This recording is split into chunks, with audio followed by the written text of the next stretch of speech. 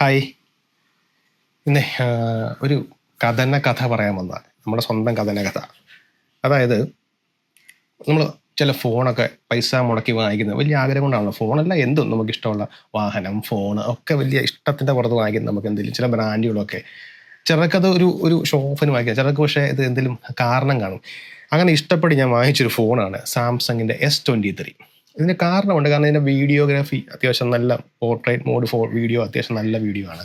എൻ്റെ ഒരു യൂട്യൂബ് ചാനലിലെ മിക്ക വീഡിയോസും ഇതിനകത്ത് ഷൂട്ട് ചെയ്തിരിക്കുന്നു. ഫോട്ടോ കാർട്ടൂൺ കൊള്ളാം. അങ്ങനെ കുറേ നമ്മൾ യൂസ് ചെയ്യുന്ന ഫോൺ, വെറുതെ ഫോൺ വിളിക്കാനോ അല്ലെങ്കിൽ വാട്സപ്പ് ചാറ്റ് ചെയ്യാനോ സോഷ്യൽ മീഡിയ നോക്കാൻ വേണ്ടി മാത്രമല്ല ഈ ഫോൺ എടുത്തത്. കാരണം അതിന് 70,000 രൂപയാണ് ഈ ഫോൺ എടുത്തപ്പോൾ വില.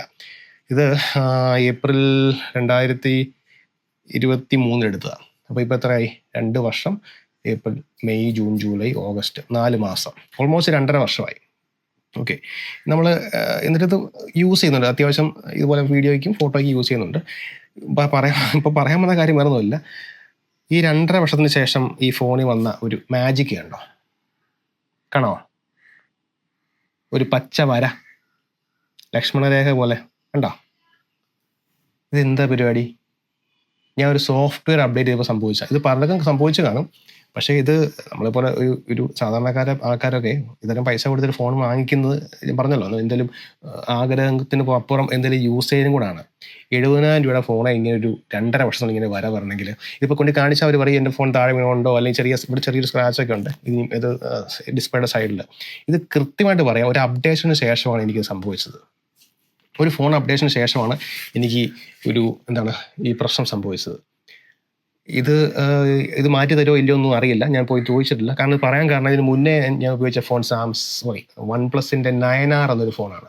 ആ ഫോണിൽ ഇതുപോലത്തെ വരകളുടെ പെരളിയായിരുന്നു. അവസാനം ഇത് കൊണ്ട് കൊടുത്തപ്പോൾ അവന്മാർ പറഞ്ഞത് ഞാൻ കുറച്ച് താമസിച്ച് കൊടുക്കാൻ, കാരണം അവസാനിച്ച് നിന്നപ്പോഴത്തേനും പറഞ്ഞു ഇത് ഫോൺ പ്രൊഡക്ഷൻ നിർത്തി, ഇപ്പോൾ ഇറക്കുന്നില്ല, നിങ്ങളിത് തിരിച്ചു തരികയാണെങ്കിൽ ഒരു വൗച്ചറും കണ്ടു തരാം. ആ വൗച്ചറും കൊണ്ട് നിങ്ങൾ അടുത്ത OnePlus ഫോൺ വാങ്ങിക്കും, അതിനകത്ത് 5,000 രൂപ ഡിസ്കൗണ്ട് കിട്ടുന്നു.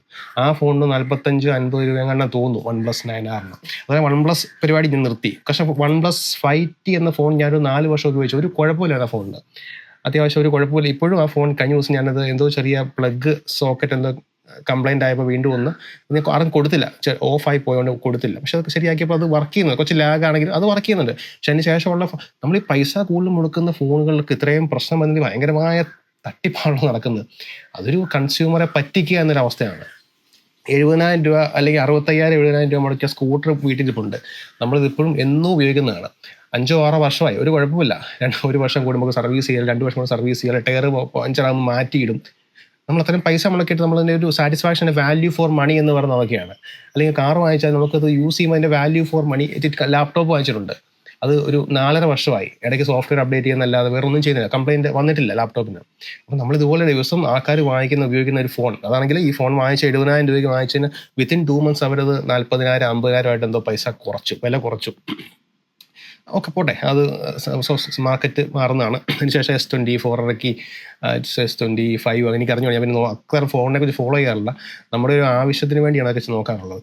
അങ്ങനെ പിന്നെ കൂടിയ ഫോൺസ്, ഐഫോണിലേക്ക് നമ്മൾ പോകാതിരുന്നത്. കാരണം ഐഫോണിന് കുറച്ചുകൂടെ അതിൻ്റെ യൂസ് ചെയ്യാൻ അത്ര എനിക്ക് ഫ്രണ്ട്ലി അല്ല, പഠിക്കാനൊക്കെ ഒരു മടിയാണ്. ആൻഡ്രോയിഡ് കുറച്ചുകൂടെ ഫ്രണ്ട്ലി ആണ്.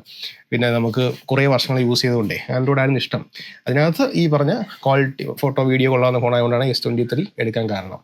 എനിക്കിത് എടുത്തപ്പോൾ നഷ്ടമായിട്ട് തോന്നിയിട്ടില്ല. പക്ഷേ ഇപ്പോൾ ഇത് 2.5 വർഷത്തിനുള്ളിൽ കംപ്ലൈൻറ്റ് ആയതുകൊണ്ട് ഇത് ശരിക്കും ചതിക്കപ്പെട്ടൊരവസ്ഥയാണ്. ഇതുകൊണ്ട് കാണിക്കാൻ പോവുകയാണ് അവരുടെ അടുത്ത്.